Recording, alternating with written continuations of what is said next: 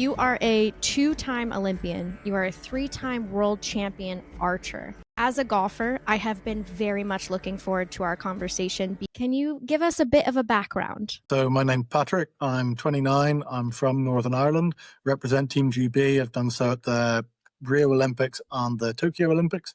I'm actually, as currently stands, the cover boy for the LA 2028 Olympics. So can you walk us through like one of your first world records and kind of what that looked and felt and smelt like? One of the tournament rounds that we shoot, it's got 4 different distances.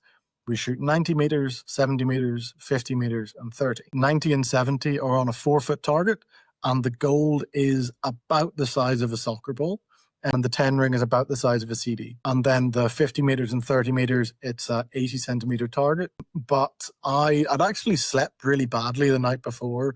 I was camping on the field nearby in my own tent. So we shoot, like we call them details. Basically, half the people go up and shoot, and then they come back and the other half go up and shoot. And at the time we had 4 minutes, and it's called an end. We shot the 90 meters and I was knackered. So when the other people would go up, I would set a 3.5-minute timer, basically fall asleep in my chair. And then when the timer went off, I would wake up, I would go up and shoot. My 90 meters was fine. It was perfectly good. I was the top end of things, but numerically nothing particularly special. And then we came to 70 meters, and I was just doing this. Basically, I was sleeping for half of the time. Then we came into 70 meters. I just came up to full draw and was like, oh, I'm set for this distance. And I shot 57 out of 60.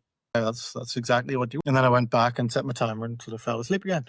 And then went up from a second end, another 57. I'm like, that's really very nice. I started getting noticeably more aroused. The ability to fall asleep again starts to go away because, something good's happening here. Next end, come in, I shot 58, even better. Okay. Nice. At this point, I'm probably ahead of everybody on the field. So instead of falling asleep, what I did was I went back to my mental routine. I'd read the book With Winning in Mind, which I would promote to absolutely anybody, by Lanny Bassham. 6 weeks before that, I defined my mental program through what he was talking about. I was using this as my mental program while shooting. So I start reading this thing instead of falling asleep.